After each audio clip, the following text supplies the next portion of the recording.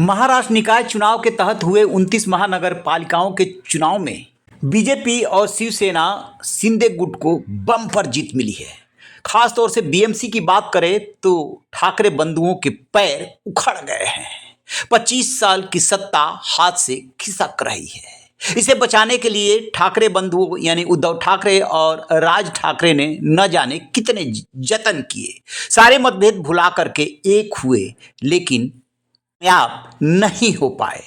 अब उनको लेकर के सोशल मीडिया पर तरह तरह के कमेंट्स किए जा रहे हैं और मीम्स भी खूब बन करके आ गए हैं, छा गए हैं।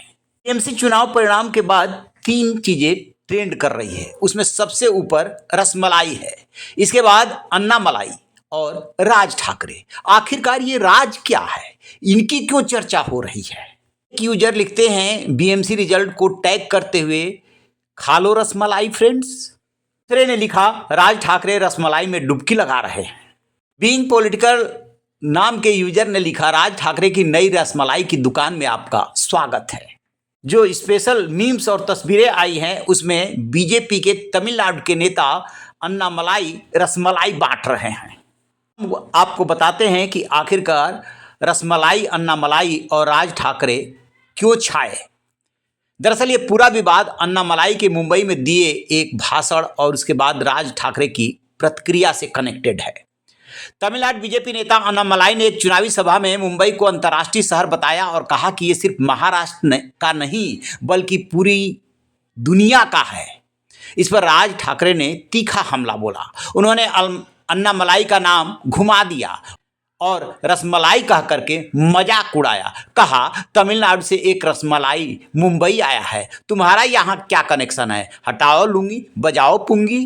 बीजेपी नेता अन्नामलाई ने जवाब बहुत ही तंज के साथ दिया और वार करते हुए कहा कि तमिलों का अपमान है और चुनौती दी कि वे मुंबई आएंगे, टांग काट कर दिखा दो। ये जुबानी जंग बीएमसी चुनाव में मराठी अस्मिता वर्सेज राष्ट्रीय नजरिए के मुद्दे से गर्मा गई। दरअसल ठाकरे बंधु, खास तौर से राज ठाकरे, मुंबई में जिस तरीके से मराठी भाषा को लेकर के एग्रेसिव राजनीति करते हैं और दूसरे सूबे से आए लोगों की बेइज्जती करते हैं, उसी क्रम में अन्नामलाई को भी उन्होंने आड़े हाथों लिया था। हटाओ लूंगी, बजाओ पुंगी कहा था।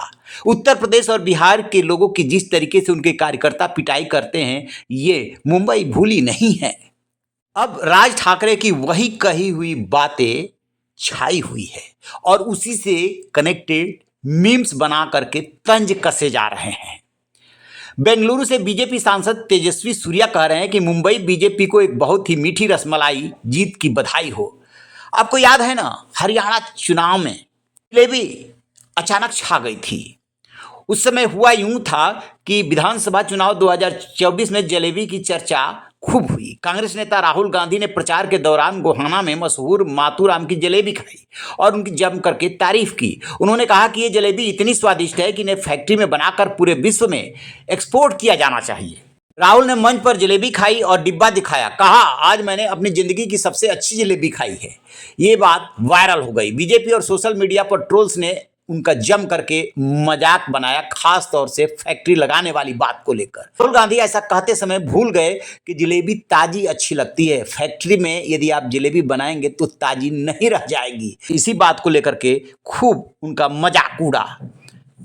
अब बीएमसी समेत 29 महानगर पालिकाओं और नगर पालिकाओं के चुनाव परिणाम के बाद राज ठाकरे के रसमलाई का मजाक उड़ रहा है और कहा जा रहा है कि राज ठाकरे अब क्या करेंगे, क्या रसमलाई की दुकान खोलेंगे? दरअसल मुंबई में जब तक बाला साहब ठाकरे रहे, उनको चाहते थे वही करा लेते थे, लेकिन बाला साहब ठाकरे के न रहने के बाद जिस तरीके से दोनों भाई अलग हुए, यूं तो अलग उनके रहते हुए ही राज ठाकरे हो गए थे। उसके बाद शिवसेना टूटी तो धीरे धीरे शिवसेना का प्रभाव कम होता चला गया। पहले प्रदेश की सत्ता गई और अब बीएमसी की सत्ता हाथ से निकल गई। उसी की खिल्ली उड़ाई जा रही है। आपकी क्या राय है? कमेंट बॉक्स में जरूर बताइएगा। Thank you.